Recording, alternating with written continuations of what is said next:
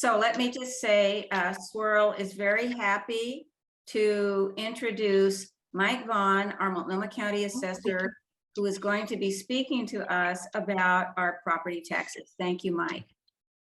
Well, thank you, Melanie. Again, Mike Vaughn, Multnomah County Assessor. I've been the assessor for just over 5 years. Prior to that, Deputy County Assessor for a year, and then 11 years with the Oregon Department of Revenue in the property tax policy area.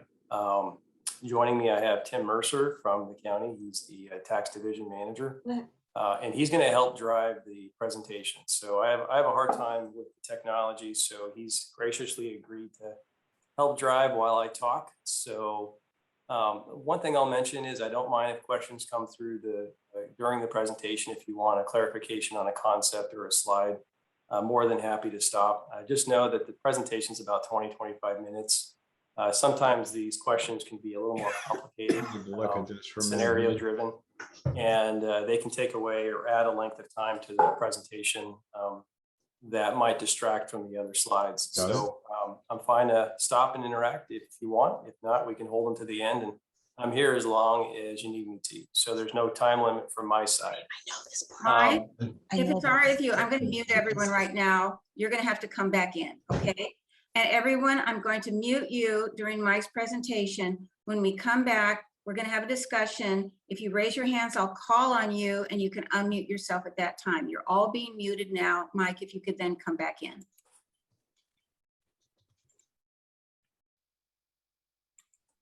Okay, you hear me? Yes. Okay, great.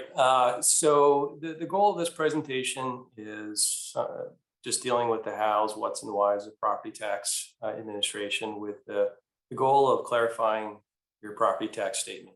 There's a wealth of information on it, and I think most people kind of glance over the key pertinent information. But I think this time of year, especially when everyone's getting their tax statements, this is a hot topic, and especially with all of the tax increases that we've seen through voter approved initiatives this year. There's been a lot of questions about a lot of these topics here. So with that, Tim, do you want to move on to slide 2, please? All right, so after 17 years of administering taxes, this is the best I can do at simplifying what property tax is. It's the administration of state laws to fund our local services and priorities. These are local jurisdictions, taxing districts as they're referred to.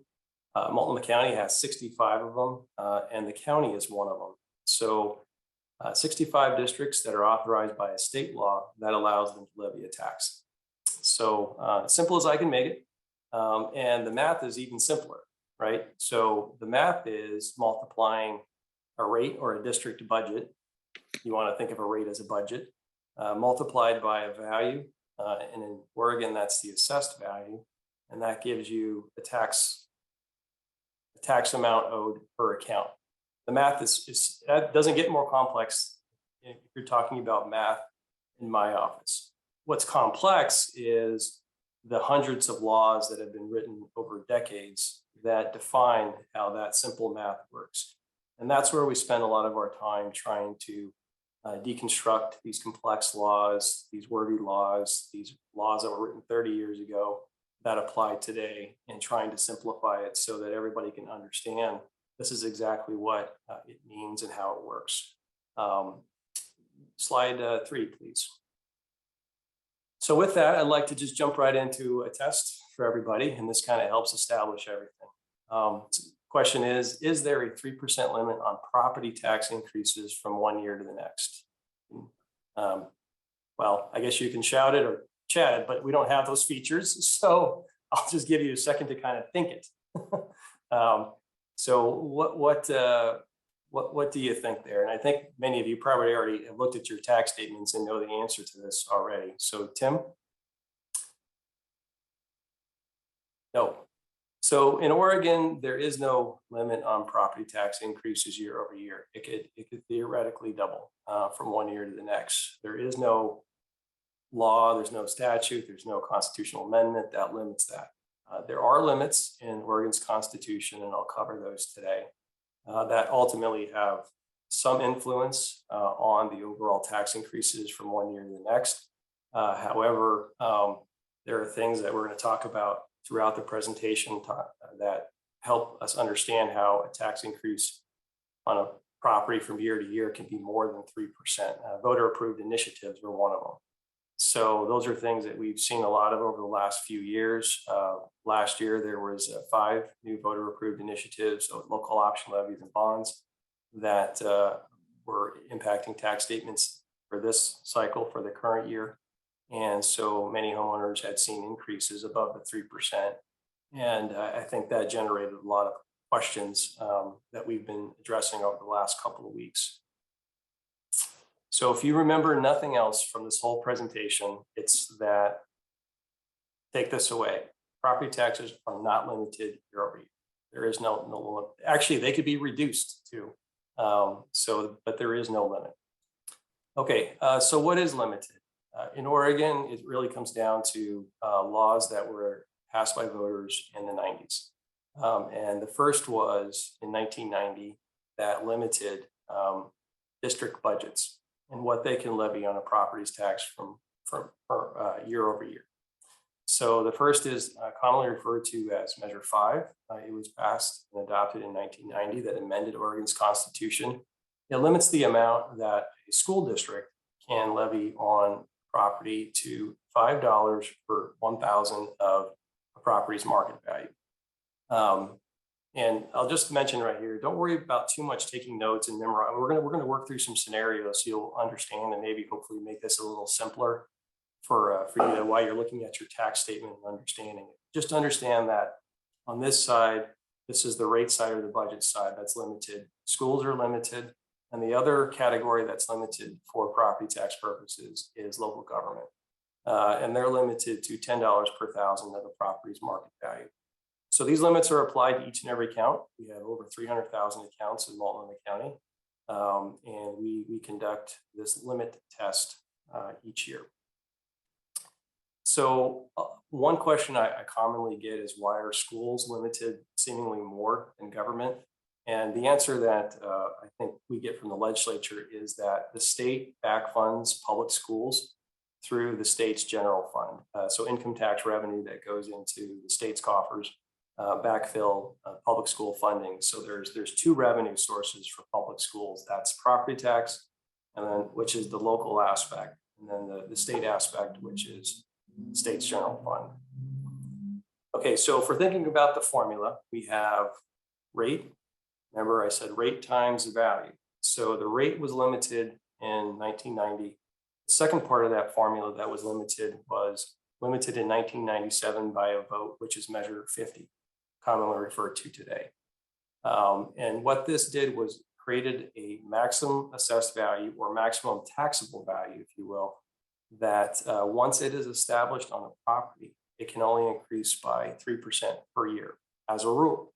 Of course, with these kinds of rules, there are exceptions, and this one has 6 that we'll get into later in later slides.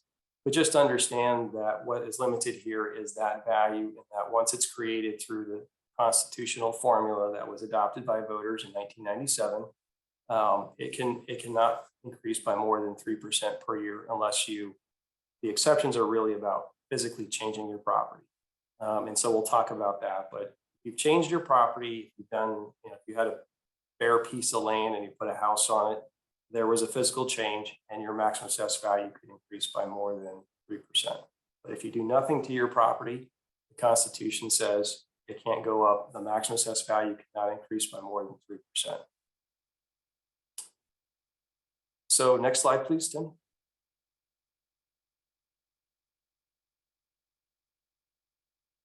So as I mentioned, we have 65 taxing districts in Multnomah County. And these are districts that are authorized by Oregon revised statutes that allow them to be formed first. And the second is to levy a property tax to fund ongoing operations.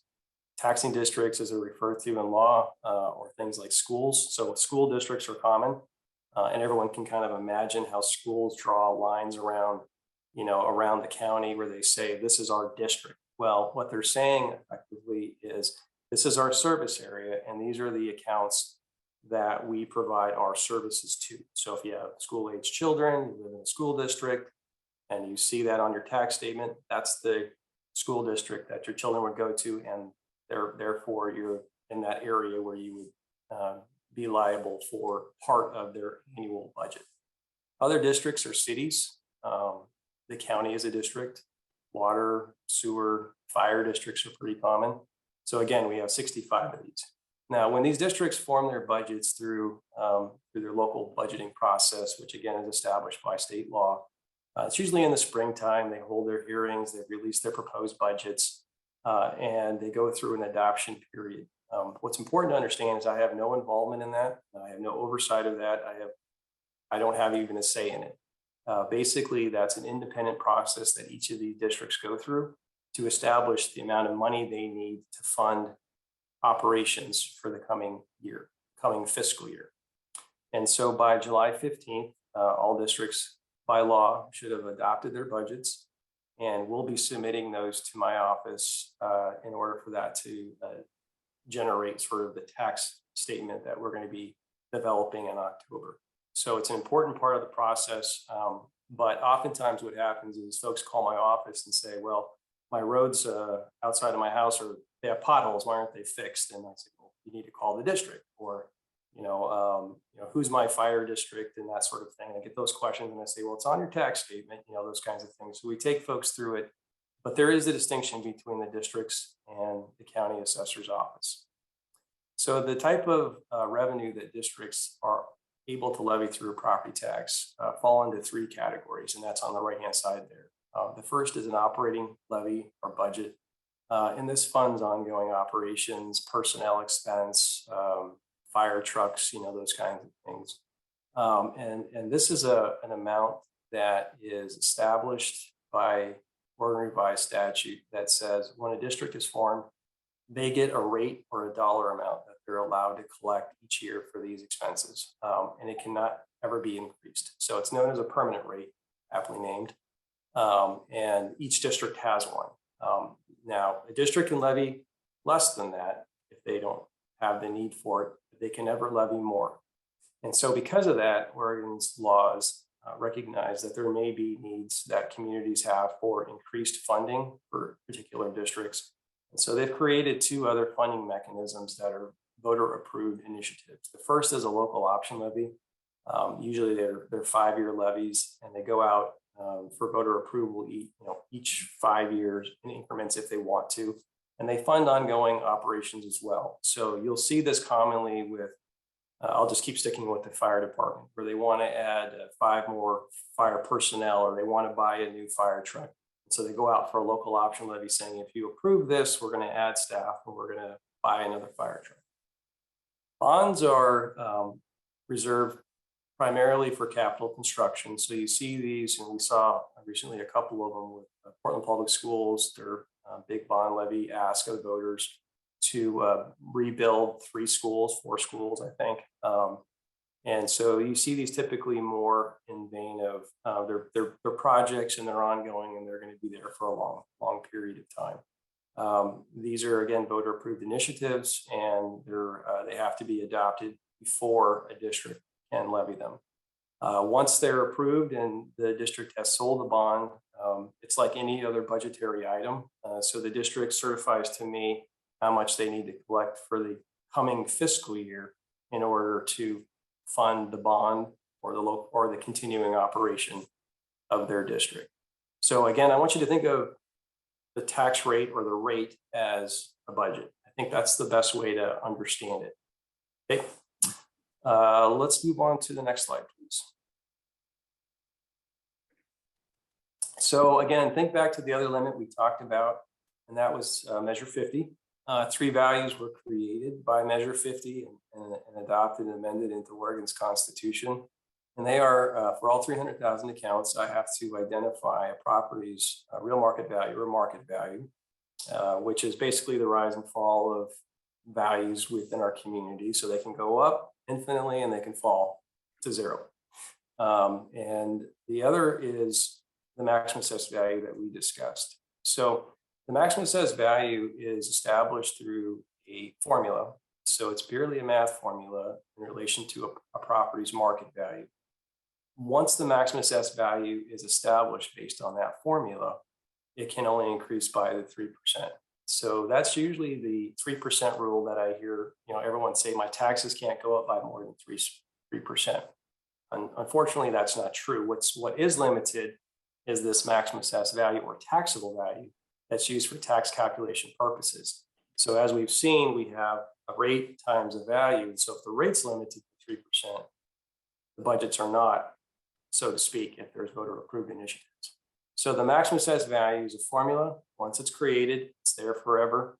And it only goes at 3% per year unless one of the 6 exception events, which we'll cover in the next slides, has triggered an increase above that 3%.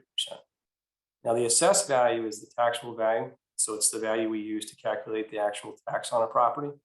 And this is simply a formula of which is less. Is the market value lower or is the maximum assessed value lower? And whichever is lower, that becomes the assessed value for that year. Now, in Multnomah County, the average maximum assessed value is 50% of a property's market value. Now, that's the average. So there are some a lot more and some a lot lower, but the average is 50%. So again, if we have a $500,000 house, their maximum assessed value based on the average would be $250,000. That $250,000 in this scenario would be the assessed value, and that would be the value used for generating tax purposes. This number is also found on your tax statement, which I'll show you at the very end. Thanks, Tim. Okay, so maximum assessed value. The rule again is maximum assessed value is created and it is limited to a 3% year-over-year increase. That's in Oregon's Constitution, and that's the rule. The exceptions to the rule are 6, and those are below them. I typically get into this a little more detail with realtors and real estate professionals who kind of want to understand the math more. So I'll kind of talk through this generally, but if you want to get into scenarios or understand this in more detail, we can do that later on as well. But just understand we have 6 exceptions, and these all amount to physical changes of property. So physical changes that add value to a property would trigger an increase of to MAV over the 3% limit. That is the rule. And so, I mean, this just, if we're looking at new construction, I think that's an obvious one. So back to my scenario where you have a vacant piece of land and you want to build a house on it. So the years prior market value and MAV were based fully on the condition of the property with vacant land, right? So if you build a house on it, obviously you've done a physical change to your property and added value. And so the law says, okay, well, we need to pick up the additional taxable value for that addition, that house addition, and add that to the property's maximum assessed value to help us get to the correct formula for taxable value going forward. There's a lot of nuances and complexities to maximum assessed value. And this is where we get into a lot of challenges, interpretations, and those sorts of things. What's important is, for this presentation is understand that when there's a physical change to your property, there's likely going to be an increase in the maximum assessed value over, which is why our office is continually trying to confirm our records to make sure we have the right information as we're moving forward and developing these values for tax purposes. Next slide.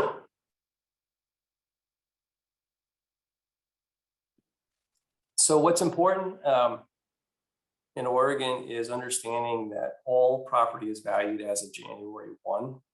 So in the scenario that we're talking about, there's changes or there's been a new construction on a property. It just depends on what's there as of January 1. So if you start on building your house on January 2nd, obviously the tax bill you're going to get that year is not going to reflect the house. It won't be picked up until the following January 1st. And so sometimes what happens is property owners, they buy new construction or they buy some property that was changed significantly through the year. And they see one tax bill for like $3,000 that may have been only on the land. And then they get the tax bill for the following year and it's $7,000. And there's a surprise that, they weren't expecting. And so I think what's important from this slide is that what we like to drive home the concept that January 1 is the condition and the date we're looking to develop values, those statutory values for tax purposes.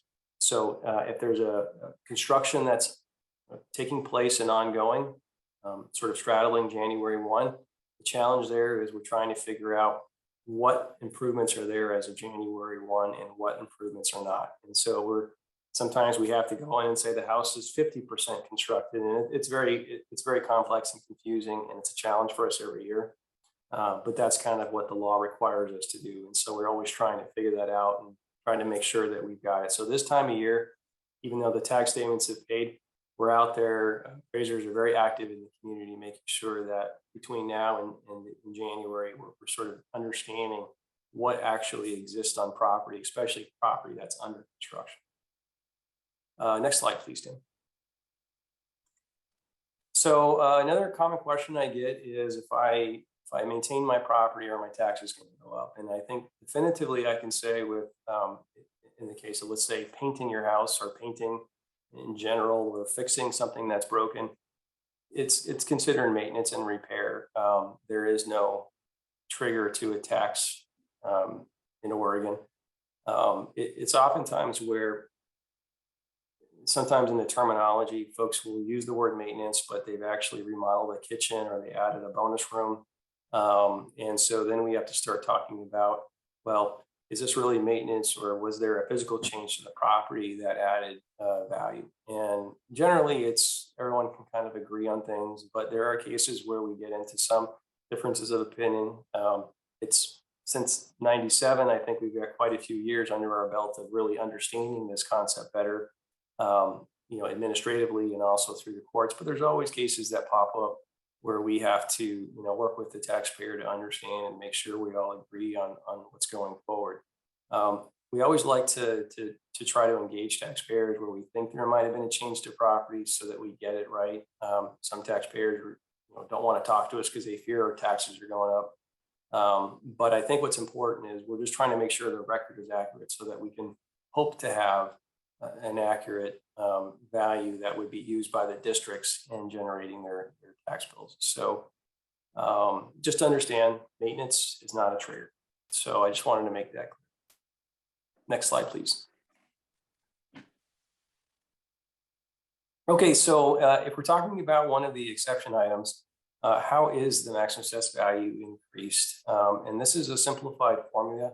Believe me, there's lots of statutes and complexities to which exception we're talking about. But just to make it easier, if you added, let's say, a bonus area, or you built a garage or something, and let's just say the value of that is identified as a $100,000 increase to the property's value as a result of that new construction or that new addition. The constitutional formula is that we take that market value of that new item, that new physical thing, and we multiply it by the what's known as the change property ratio. And just understand in the county, what we're required to do is keep a ratio by classification. So residential property, commercial property.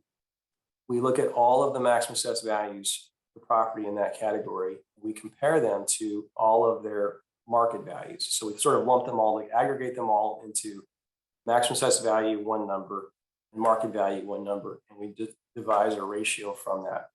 And like I said, in Multnomah County, it's 50%. It's actually 0.479, which is just under 48%. So obviously, if we're talking about houses, some are lower, 10%, some are higher at 90%, but the average is 48% of maximum assessed value to market value. And so what the Constitution tells us to do is multiply the value of the new property by that ratio to come up with a new MAV, in this case, 47,900. That would then be added to the existing MAV of whatever. So obviously you can see in this example where the property's maximum assessed value could go up more than 3%. Obviously it would, because we have the addition of the new property, and we'd be adding $48,000 worth of new MAV to an existing property's MAV. So there are conditions for where the 3% rule doesn't apply, but there again has to be some physical change to a property to accommodate that. Before we do this, we'd like to verify it. This is usually where we have our appraisers out in the field every year. We visit about 12 to 15,000 properties. They knock on the door, they leave their business card. Usually they're trying to figure out, has there been a change to the property and are our records accurate? One of the disappointing aspects is only about 20% of property owners actually respond to those, I'll say, cold calls. For obvious reasons. I mean, there's a lot of reasons why folks, and they don't have to. Nobody's required to let us in or answer our questions, but the law requires us to generate these values. And oftentimes, I'll tell you what happens is the appraiser sort of has to guess, and that never works out well down the road. And so that's where I want to encourage everyone to at least try to engage with our office when there's been something, or if we've knocked on your door and our appraiser comes out, because in that case, we're saying we think there's been something changed in the property, or at least our records are not accurate. So even if it may not result in anything, in cases sometimes the taxes go down because our records were completely wrong.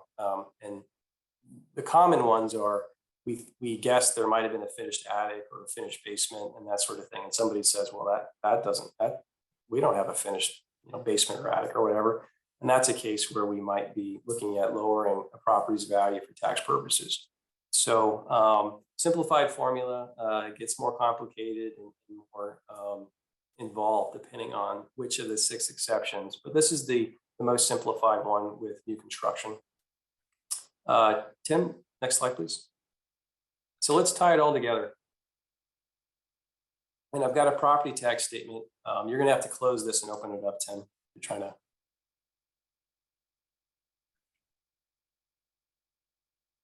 Are you ready for that now? Yeah. Okay.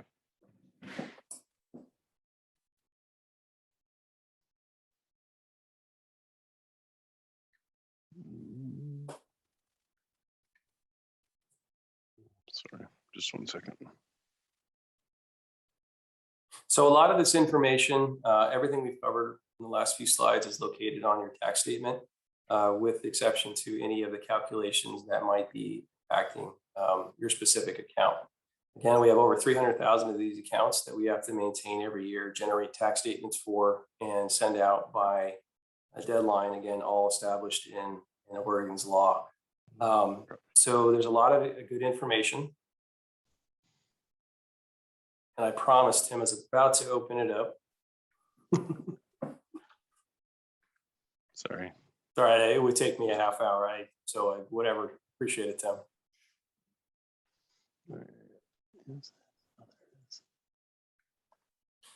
Now, okay, perfect. Yep. Good. Great. So on the right-hand side of the tax statement, you'll notice that we have all of the numbers, so all the dollars, and what they're broken out by are the categories I was referring to earlier. So at the top, we have education or schools, PCC, PPS, Multnomah, ESD, and that's $1 amount. So each of those is identified, and this is your portion for this account. This would be their portion of the district's overall budget for the fiscal year. We have below that the local governments, so City of Portland, Multnomah Soil Water District, Metro, Fire, Port of Portland, Metro. So these are all of the districts that provide a service to this particular property. And again, these are their amounts. Now, the reason, again, we have these broken down in your tax statement is because of that limitation that I talked about at the very beginning of the presentation, which is schools are limited to one rate, and that's $5 per thousand, and local government's limited to $10 per thousand of market value.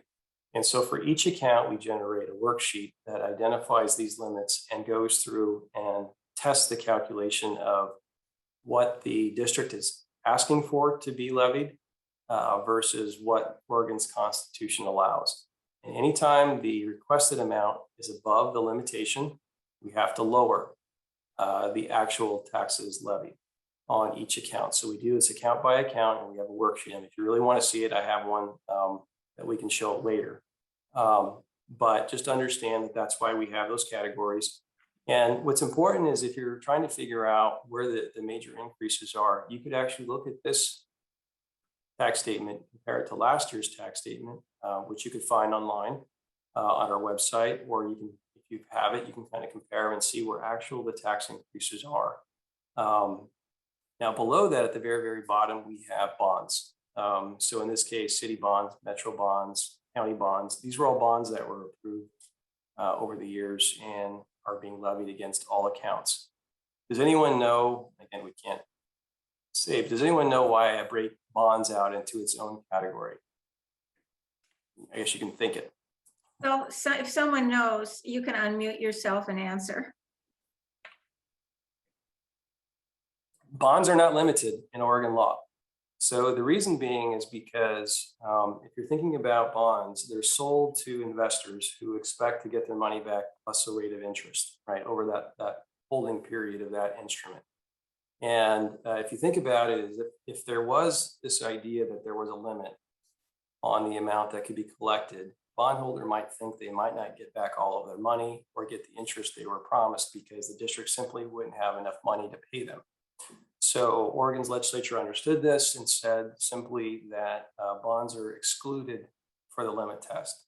So when a district sells a bond, what they're trying to collect each year, what they're collecting each year is the amount of money that's necessary to pay for that expense, that principal and interest expense for that fiscal year in its totality. So there is no limitation.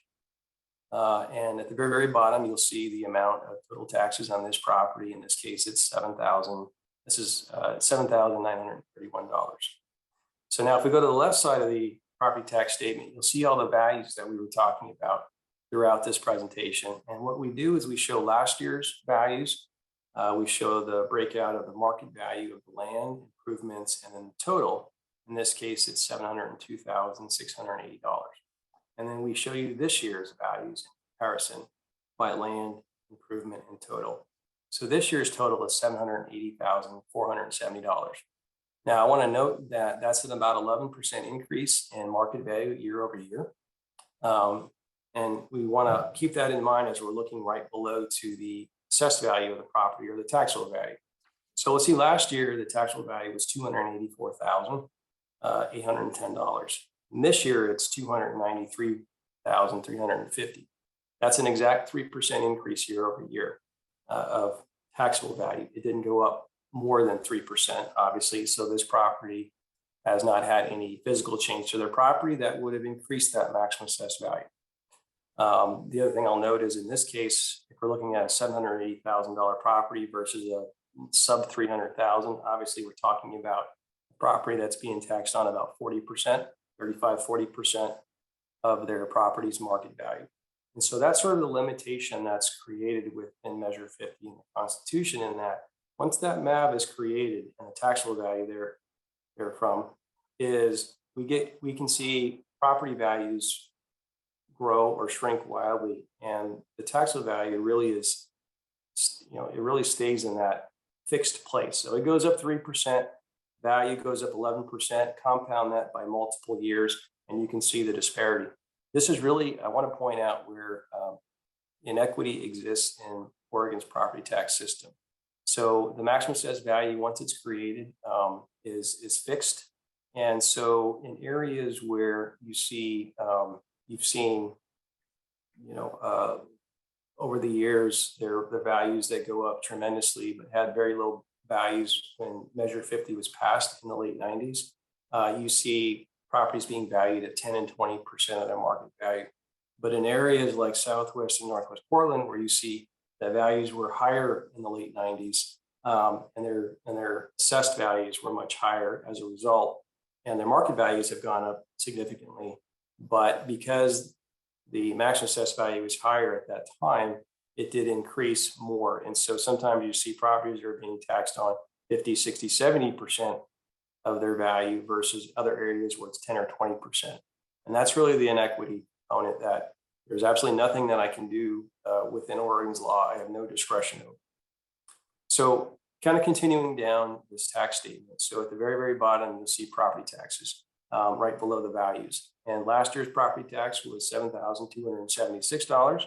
And this year went to $7,931, which is about a 9% increase in property taxes year over year. So we know, again, there's no limit on the tax increase. And this year, the reason that it went up 9% that I've been talking to all the media about and coming out to neighborhood associations to discuss is really the effects of the voter approved initiatives. Tim, can you open the tax guide up?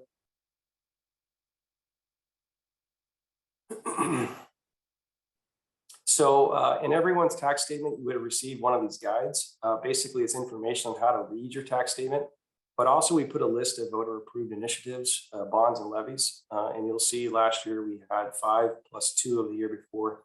That really came to pass this tax year. So these are all the bonds and levies that affected this year's tax statement. And those were the predominant reason for the increase in taxes that we're talking in the 7, 8, 9, 10% range. This was also talked about in the Oregonian's article yesterday or the day before that I was working with them on as well to sort of understand how this works. So with that, I will stop talking, Melanie, and take any questions, or I can answer anything that would be helpful. I'm here. Thank you very much. Tim, if you could close that down, we can see the whole gallery of people. Folks, what I'm going to ask is that if you have a question, raise your hand. The way you can do that is if you look down at the bottom line, you'll see reactions on the far right. Click reactions, and at the bottom of reactions, you'll see raise hand, and then I'll see your hand raised and I will call on you in turn. If you can't find that, or if you're on well, not if you're on the phone, if you can't find that, physically raise your hand and I'll try to find you, but we're on a couple of pages, so it's not as easy. And if you're on the phone, if you could just say, I'm on deck, and then I'll make a note of you and I will call on you. So we have a couple of raised hands, but I'm going to take the president's privilege and ask the first question, if that's okay, Mike. So while you were talking, I pulled out my property tax and just started fiddling around with it. And there are 2 things that I noticed, and I don't think you control these, but you might have the answer to them. The first is that, you know, you said that in the example we saw, the assessed value was about 40% of the market value, and it may go as high as 50 or 60. In my case, it's 83% of the market value. So my first question is, how do they determine taxable value? And my second question is that it appears from this list that my market value went up 7% in the last year. Now, I realize that Portland has had a hot market, but the market has gone up primarily in houses under 500,000. So my other question is, how do they assume, or how do they measure, assess market value? Wow, 2 great questions. So I'll tackle the first one, which is how maximum assessed value is created initially. And so this goes back to a formula of, so for properties that were in existence in 1997, and I don't know if yours was or not, but what the formula dictated is that all property in existence, we will be using the 1995-96 market value of that property. So it would have been the 2-year prior market value. And then the formula was to reduce that by 10%. So 90% of the 95 value was the first year of creating a property's maximum assessed value, right? So in the case of areas that had higher values, and I'll just use the example of, let's say in Southwest, maybe the average price was $500,000 back. I don't know, in certain areas, I'm sure that might have been a lot lower, but let's just use 500 round numbers. So 90% of 500,000 is $450,000. And that would have been on a $500,000 property, a MAV of $450,000, right? So now let's compare that to another property that might have been, let's say in Northeast Portland back in the late 90s, where it maybe only had a value of $100,000. And its maximum assessed value, then kind of looking at that 90% number, would have been $90,000. So fast forward 20 years where the $450,000 gets trended at 3% per year. Let's just say you've done nothing to your property. So 10 years of 3% trends on 450,000, talking about 13,000 a year. So 3% is about 13,000. I'm just kind of rattling off some round numbers. 10 years is 130,000. 20 years, $260,000 of new or 3% MAV increases on top of that 450.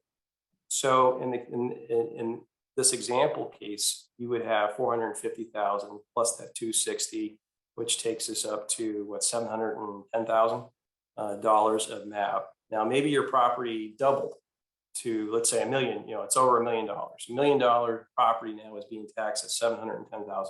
You still have a benefit. You see how the math works, where you're adding 3% of a larger number. You get a larger additive property to that when it's created. And so you see in areas that had higher market values back in the late 90s, you see that they have higher MAVs in proportion to their market values. And we actually generate a heat map in the county that shows there are certain areas where it's common to see 60, 70, 80% ratios of MAV to market value compared to other areas like in Northeast, Southeast, where it's below 50% in the 10, 20, 30% range. So I know you didn't ask this question, but just a comparison. So if you've got a Northeast property that now, you know, in the same scenario, 3% growth of, let's see, $900 is, or 90,000 is $900. So $900 to, no,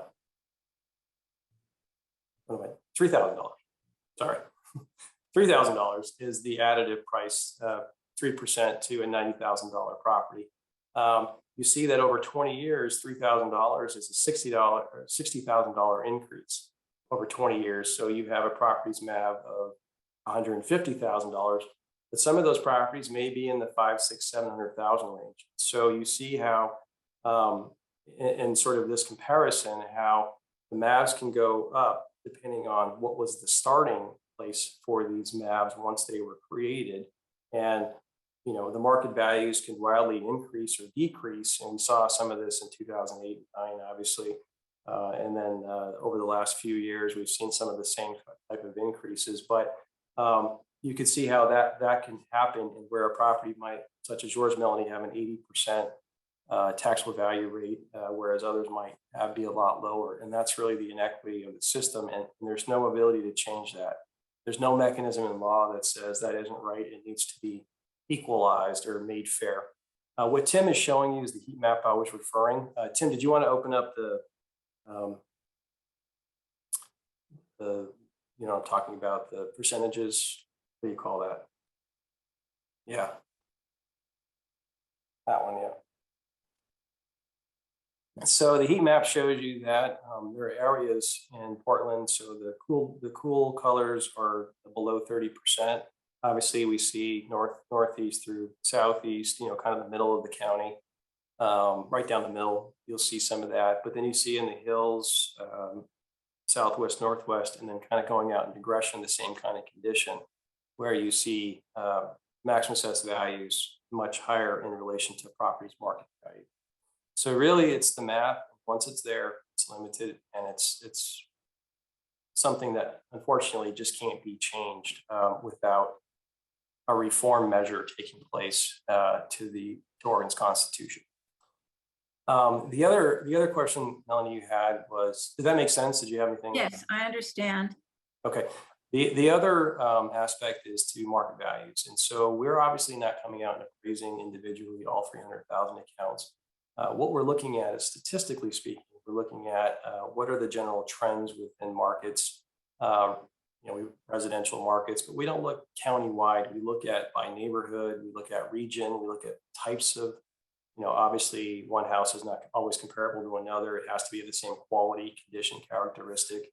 And so what we're looking at doing is statistically maintaining those values through trending, through developing, you know, characteristics and studies we do throughout the year. We do revalue a lot of properties, almost 25,000 a year. But if you can kind of see that on a rotation, we're probably not looking at reappraising your property within 10 years. So basically, we're maintaining them through statistics. Two things I'll note. One is that because of the maximum assessed value, and even in your case where it's 17% below the market value, and if the market value is wrong, that's something we would want to fix. But you could see how maybe changing that number is, unless you think that we're off by 15 or 20%, it may not have a material effect on your overall tax bill. And so sometimes we look at it and we say, well, yeah, it may be off. Statistically, you're using averages, you're using things that sort of get you there. And some properties are being under and some properties are being over trended, if you will. But certainly I think in your case, there might be a reason to take a closer look. And if you'd like us to do that, certainly you've got my information and we'd be happy to do that. But basically that's how it is. The other aspect, back to what I was saying earlier, a lot of times when we develop these values, and sometimes 20, 30, 40 years ago, we didn't have all the information. We didn't have a cooperative homeowner. I'm not saying you or anybody here, but sometimes that happens, and then the property sells and the new homeowner says, this is crazy wrong. And the reason is because our appraisers 20, 30 years ago had to stand on the street corner and sort of sketch the house and figure out what's inside. Very hard to get it right in those cases. And so that's, again, where you see something that looks woefully wrong, if we're way off on the value, that's where we want to have a conversation with you to have some engagement to fix it. That makes sense? Yeah, thanks, Mike. I'm going to call on Helen now. Helen, are you there? Hi, I am here. Mike, could you explain what compression is and why coming out of compression seems to increase your tax rate compared to your neighbors? All right. Well, I got a document I can show you on that. Tim, can you bring up the compression worksheet? So compression is that limit test that I was talking about. So every property we have, we do this worksheet on your property. So basically, we're looking at the rate. So we're looking at what the districts want to collect on your property that they certify to me in their budgets. And then we actually, we work that out. And then we look at the constitutional limits, right?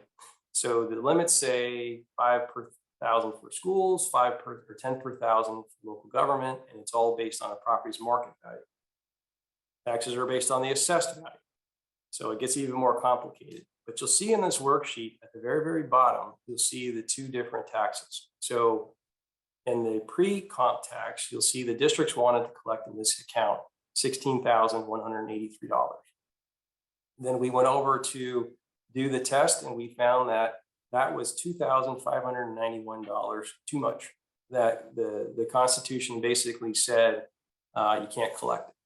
So we reduce proportionally, and again, there are statutes that say this is how you reduce it. Bonds are excluded, but local options are included, and the permanent rate is included. So we reduce all those things proportionally based on the statute. And in this case, the total levy taxes, so the tax bill at this point would have been $13,590. Now, Ellen, this is where it gets complicated because we saw this a lot in the 2008-9 period where values dropped precipitously due to all the craziness with the financial markets and whatnot. And so we saw residential property values dropping generally. Fed steps in, liquidity, compressing the rate, driving more demand, kind of thing. And basically then we saw an influx of more folks that when the crash happened, they saw more compression because their market values were falling and their assessed values were staying steady. So we saw a lot of compression. I will say this year, compression accounted for over $100 million worth of taxes that wanted to be levied, couldn't because of this. So it actually is very, very impactful in Multnomah County. So when your property then starts to increase in value, we continue doing the limit test on the property. But as the property goes up in value, the formula allows for more and more tax dollars to be collected on that because of that factor. So in your question's case, it basically is comparing the two, but you could see how compression alone can increase your taxes. So we don't have to get into all of the history here, but in this particular case, and this actually is pretty close to what I think Helen's case was, where we had a property that in the top left-hand corner has a value, market value of $772,000, and their taxable value is $638,000. And so you can see how compression comes into account here more. But if their value, let's say, went up to 1.2 million next year, that entire $2,591 that was compressed would be added. And so you could see a significant tax increase. And we saw this significantly impact in 2009, 10, and 11 for Southwest and Northwest Portland that had those higher ratios. And that's a time where we got a lot of questions about why did my taxes go up 10, 12, 13, 14%. And that's why I came out in 2017 to talk through this issue. So it's the math that sort of dictates it, but we understand the reality of the impacts. And unfortunately, I've got customer service staff who try to address these questions, but it gets very, very complicated. Did that answer your question, Helen? Basically, it does. Seeing this worksheet, I did call in and ask, and seeing this worksheet, I have a better sense of what to call in again and ask for. And I appreciate your patience with this. Thanks so much. So one thing I'll note is everyone should have my email address. Email me directly. You've also got my phone numbers and direct contact. At the end of this presentation, we'll show you some resources that you can access through this presentation again. So in case you are not getting the information you need, or you call an agent and they don't understand, call me directly or email me directly, and I'll get you all this information emailed to you right away. So next question. Thanks, Mike. John? Hey, Mike, thanks so much for your presentation. This is the second time I've seen it, and it's always super helpful. So thank you so much. I had two questions. One is on how assessed value is calculated for new construction. I just did like a quick look at some of the new houses in my neighborhood, and the assessed value is still well below the real market value. And it seems like if it was new construction, that would be an opportunity to sort of like align those two numbers. And then my second question is just to follow up, I think, on Melanie and Helen, which is if we do feel that our real market value is too high, should we contact your office or file an appeal through the appeal process? Yeah, so they're both in my office. Yeah, I would say file the appeal, or if you want to reach out first to kind of talk, we've got, the deadline is the end of December to file an appeal. If you want to reach out to sort of talk it over and see if there's a reason to, you know, the filing fee is $35, so it's not a big deal, but if you'd rather avoid paying that to sort of get the conversation started, we're more than willing. It just depends on how much time you want to invest in it now, because we file the appeal, we can deal with it well into next year. And if there is a reduction, believe me, you'll get a refund because of a mistake we made or inaccurate information we have. So on the new construction side, if you remember back to that slide that I had with how we add new MAV. So in the case of new construction, what we're limited to is putting new construction on, creating a new MAV based on the existing average MAV for similar property throughout the county. So if you think about someone who built, let's say, a brand new house in your area worth $800,000, right? We would not be able to levy or create a MAV based on 800,000 because the average MAVs throughout the county ratio is 47.9%, just under 48%, right? So I have to multiply that ratio times the 800,000 to get basically a value of just under 400,000. So, you know, 85,000. So we'll say the new MAV for that $800,000 house is $385,000. That is what the taxes will be based on, and that's basically the formula that was created and adopted into Oregon's Constitution with the passage of Measure 50. So I see. Okay. I think what this was meant to be as sort of an equity component, if you will, built into the statute that said, you know, for property that didn't exist in 1997, like new construction today, how do we add that doesn't become punitive to a taxpayer and, you know, sort of is comparable to what the community is already looking at. Well, that was the thought back in 97. We know today that's ridiculous. It's very inequitable, but nevertheless, this is the formula that exists and that I have to use to apply to create a property's new taxable value. I see. Okay, thank you. You're welcome. Okay, Nancy. Thanks. Hi again. We saw you back in 2017. I was going to say, Nancy, yeah, good to see you again. Yeah, you too. Thanks for coming again. I'm wondering, basically, has anything changed since then? I believe you used to lobby the legislature, and the group of the West Side Neighbors for Property Tax Reform, Laura Grandin and I, Yep.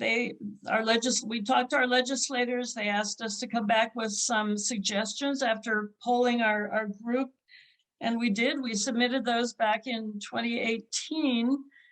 So that's my one question. Is anything moved at all? And then the second one again would be regarding the senior deferral property tax program. Some of us are seniors on fixed incomes, and that's getting pretty interesting to.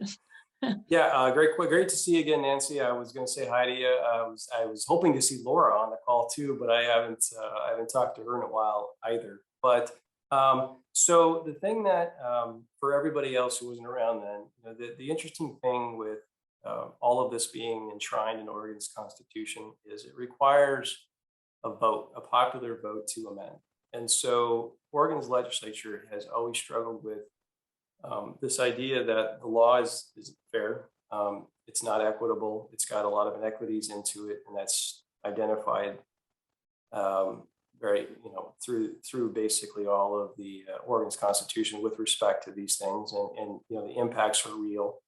But Oregon's legislature can't vote on a new bill. It can't amend Oregon's Constitution. It has to go to a vote of the people. And I think the challenge that I always run into and policymakers run into now. I'm an administrator, so as I told Laura and Nancy years ago, I'll help you get to the math and mechanics of what we want to do, but I'm not the policy. I'll testify, I'll do all this, the math and everything, and the impacts of whatever, but it's up to the policymakers to figure it out. The reason that they have not moved forward with anything, and I think this is what it always comes down to, is what's the probability of a vote succeeding? Now, if you think back to the end of the 90s, and I can only surmise because I'm not involved in those circles, but I can only surmise that back in the late 90s when this passed, and you have to think back to the 80s and what brought all of the 90s to fruition, why there was a need to limit and change the tax system and all these things. So there was a lot of, back in the 80s, there were a lot of value tax things going on where taxes would double, rates were going up to, right now it's 27 per thousand. 40, 50 per thousand we saw back in the 80s. And so there was a lot of angst about all things. Well, when Measure 50 came to vote, basically everybody saw a tax advantage, right? Because they were looking at their current property's value or taxable value being created on a 2-year-old market value. So maybe if the values were going up, they would be even lower. And everybody got 10% of that knocked off for the new taxable value increase. So everybody sort of benefited, so to speak, in the minds of what my tax obligation might be. I will note that it barely passed then. I think it was in the mid 50% range, but it passed. And that's what amended the Constitution. The problem today, I think, is that we have a system where we have folks who are being taxed on 10, 20, 30% of their property's value that think this is a great system. Everything, what's the problem? And then we have folks that are in the above the 50% range, 60, 70, 80, 90% of that heat map we were talking about, who don't like it. So basically, you're sort of having to convince those that are being taxed at less than 50% that they need to raise their taxes so that those that are being taxed at 80% can lower their taxes. And I think that's the hard part, right? So trying to figure out how to sort of create this messaging so that everyone says this is unfair and it needs to be changed. And every year we deal with taxpayers who come in and we tell them they're being taxed on $50,000, $60,000, $70,000 of value, yet their properties are selling for $600,000, $700,000, $800,000. And so they realize pretty quickly that when their $2,000 tax bill comes in, they don't have a problem with it. Why is everyone upset? Well, because Nancy, Melanie, they're getting 12, 13, 14,000. It's one of those deals where it just is a challenge. And I think that's the real problem that policymakers have with trying to put something out to a vote. And I know over the last 2 sessions since we last talked, so they meet in every odd year, that they have come up with concepts that have died basically in committees and haven't made it out to a concept that could be put before the voters.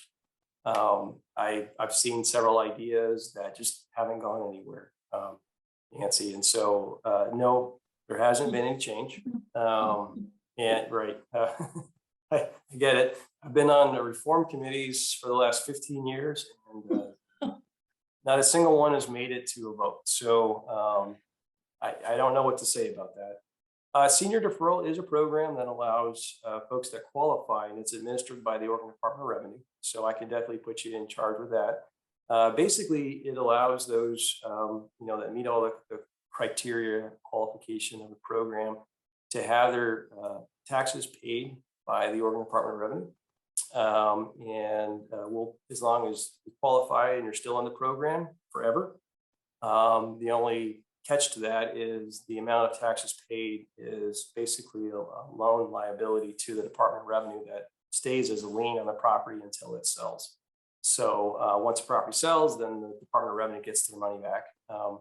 So I can put you in touch with that program. That's a simplistic way, and there's obviously a lot of criteria that have to be met for that. There is a value limit, there's an income limit, there's an age limit, and all those kinds of things. But basically, the department approves them and they pay the tax. So we can put you in touch with that group if you'd like. Thanks. Yep. So Anne. Okay. My question is going to be, will a sales tax help the situation of the property tax? I see a lot of disgruntled people and scared people because their property taxes are really high. And I think that I know that the sales tax has been voted down 9 times in Oregon, but I wonder if the time is ripe for it to in fact pass, if it's carefully figured out so that people who are struggling can buy groceries without paying sales tax. I mean, food type groceries and secondhand items, because there are a lot of visitors to Oregon, and it seems to me that we could raise a lot of money, both people who are in conferences, but also summer visitors. And I wonder if the money we raise could be used to lower our property tax. That's a great question. And typically what I see with these kinds of alternative revenue sources, if you will. So again, all the taxes are revenues for governments or schools. And when I see them put forward as conceptual pieces, there's usually a trade-off incentive that comes along with them. It's not a mandated, but whenever the writer of the measure or concept that is getting ready to put it out for a vote kind of thing on the pamphlet, sometimes they add things that will offset another tax. So what I have seen before is, for instance, you pass a sales tax, and for those, we don't have this really now, but your primary residence, homesteads, they're typically referred to in other states. They'll say a homestead property. So this is your primary living residence and not your second home or anything, but your primary homestead will get a percentage of your taxable value exempted, 50,000, 100,000, or maybe some percentage of that. I've pushed a percentage exemption as being an easy way to do that before, because I think sometimes what happens is the legislative folks, policy people say, well, we just need to put $50,000. Well, 50,000 in Portland is nothing compared to 50,000 over in Baker County. You know what I mean? So 50,000 here is 1%. 50% in Baker might be 30%. So they're Percentage makes more sense. right. So I've talked about percentages, but really it comes down to what are the policymakers trying to raise in revenue and how can they incentivize that with comparable offset to other taxes like property tax. So I've seen it before. It hasn't been successful. I've seen other taxes sort of try to equalize as well and trying to offer some sort of exemption for homesteads or folks who are, you know, seniors or whatnot. And it just hasn't been enough to get over. But, you know, sales tax, I've heard a lot of pros and cons for it.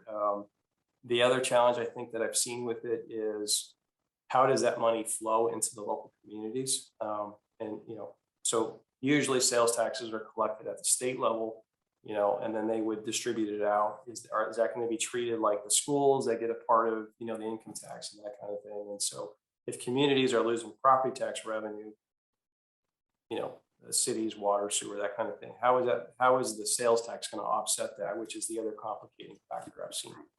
So you write a measure and get it out to a vote. It could say anything you want, as long as it's not doesn't violate the Constitution, I guess. So. Okay, we have one final question. We've taken up a lot of your time, but Laura has a question.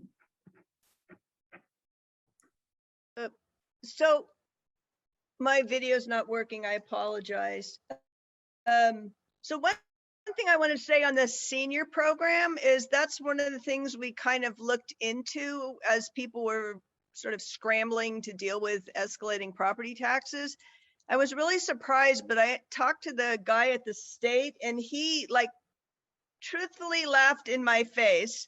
And he said, this program is for people living in mobile homes in rural Oregon. We are not going to accept an application from someone living in the West Hills, which I mention that because it kind of leads into the main obstacle that we ended up encountering was when Nancy and I went to Salem. You know, yes, we got an audience, but I think there's a strong feeling that people living in the West Side are not sympathetic. I think there's some confusion that people think that our property taxes are high because, you know, we have mansions, you know, that they don't realize that what you've just spent, you know, this time explaining.